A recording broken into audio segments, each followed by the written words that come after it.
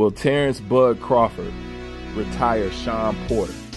Let's go ahead and talk about it for a minute. People ask me, what do I think about the matchup between these two guys? And nonetheless, I'm going with Terence "Bud" Crawford. A lot of people think this is a 50-50 fight. Not in my eyes, it's not a 50-50 fight. I do not see Terence Crawford losing at all. I actually don't even see this fight going 12 rounds, but it's a high probability that it could go 12 rounds. But to me, a 12-round fight with Bud Crawford with Shawn Porter would be a failure to me in my eyes, but I am a harsh critic, so it's not an opinion that has to be shared. A lot of people think that Shawn Porter's aggressiveness and come forward style will cause problems for Terence "Bud" Crawford. I beg to differ because Terence Crawford is one of those rare throwback fighters who has more than one gear. Most fighters have 3 gears. Terence Crawford has 4. People think that Shawn Porter's style will cause more of a problem. I think his problem is that come forward style is going to cause him problems. Meaning by that is you can get into a firefight with Bud, but that's actually what Bud likes to do. So whichever way Shawn Porter chooses to go about this fight, whether he wants to box, Terence "Bud" Crawford is superior in that area. If he wants to box, Terence "Bud" Crawford is the better boxer. On top of that, being a switch hitter. And if you ask my opinion, I think being a switch hitter is a ultimate fighter. Okay, somebody who can throw down from both stances, to me, will always be a more superior fighter than somebody who stands in just one style. So with that being said, if Shawn Porter wanted to go ahead and get into a fight, I know that Bud can outdog him. I don't think he has a better chin than him, and I don't think Shawn Porter is tougher than him. It only assures with that come forward style that Bud Crawford will have plenty of hammers for Shawn Porter to run into.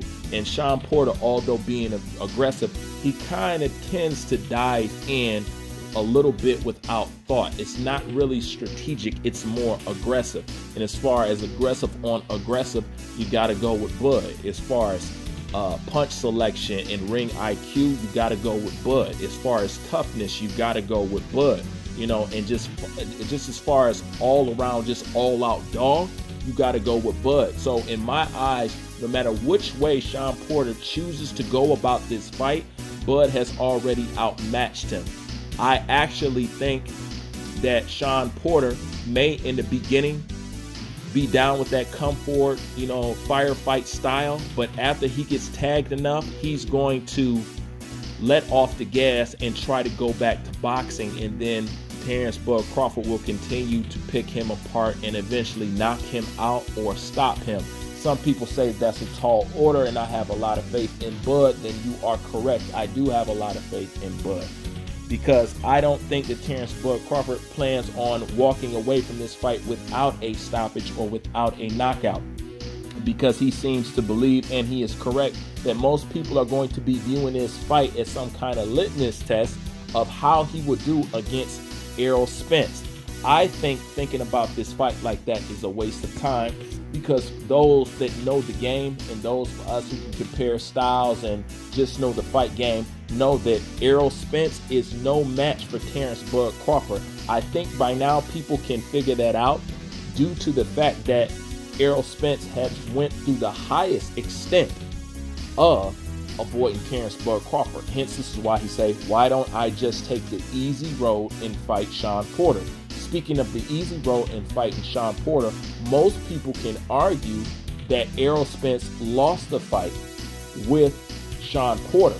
But however people want to go about it, you cannot deny the fact that Shawn Porter was causing too much of a problem for Errol Spence, to the point, if you remember, Errol Spence started to fight dirty in order to gain more of a leeway on Shawn Porter. That's when he was constantly getting hit in the nuts and this, that, and the third. Shawn Porter was also able at times to outbox Errol Spence and even back Errol Spence up. Okay, that's a fact. So I don't think that this will be a judgment of how well he would do against Errol Spence. Truthfully, I don't think Errol Spence is going to return to boxing at all. He doesn't seem interested, and it doesn't seem like he wants to. Okay, so if most people are looking at it like that, then, well, that's my opinion on that. Due to the fact that Derrick James tried to call Shawn Porter a broken fighter because of what Errol Spence did to him, I don't know how when that fight was so damn close. Now, I edged the fight to Errol Spence due to the knockdown, and that's just the way it is. But other than that, I had Shawn Porter winning. So I think Terence Bud Crawford knows this, so he's going there with a little bit of a chip on his shoulder, which he likes to do in the first place. And I think he's looking forward to a fire fight if that's what Shawn Porter wants to do. And if he wants to box, well, we already know who is the king there. So when it comes to this fight, it's fairly simple to me. I see either stoppage or knockout. Could I be wrong? Yes, I could be wrong, but I highly doubt that I am. So when it comes to this breakdown of this fight, I don't think this fight will even tell us how good Bud is. I don't see too many fighters out there who can really tell you how good Bud Crawford is. This is why I wanted Bud to look beyond Errol Spence, because I don't need to see Terence Bud Crawford fight Errol Spence to tell me how good he is. I can clearly see that he's better than Errol Spence. Clearly see.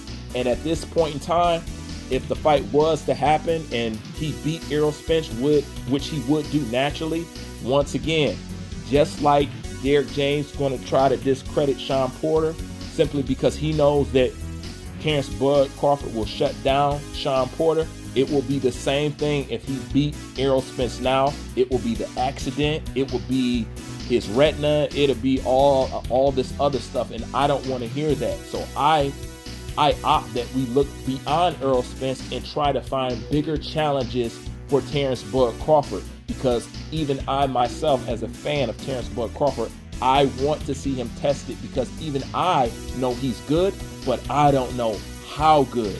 And your opponent is the only person that can show you how great you really are. This is why dancing partners are important in boxing.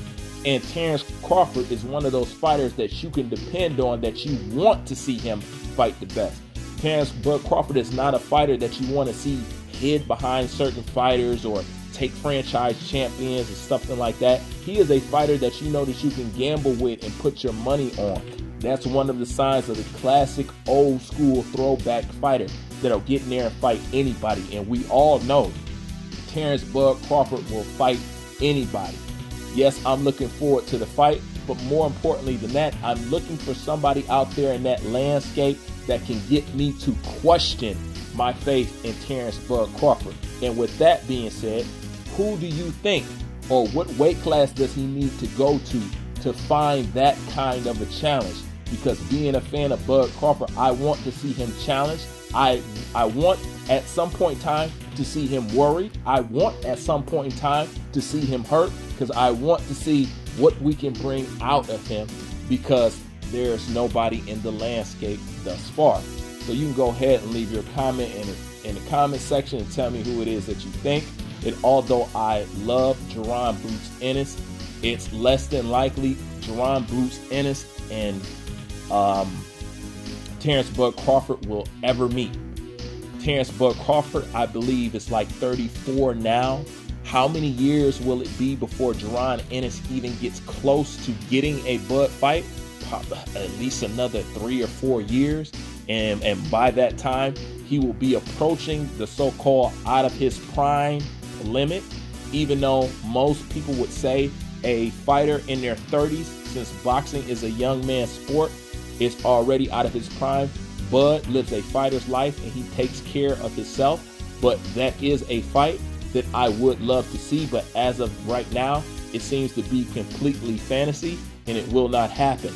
So beyond that, who could we call on? Who could you bring up, or where do you think he needs to go to get this challenge that Errol Spence was supposed to be, but it's not? That's all I got for now. Those are my thoughts. Leave yours in the comment section. Bruce Van, I'm out.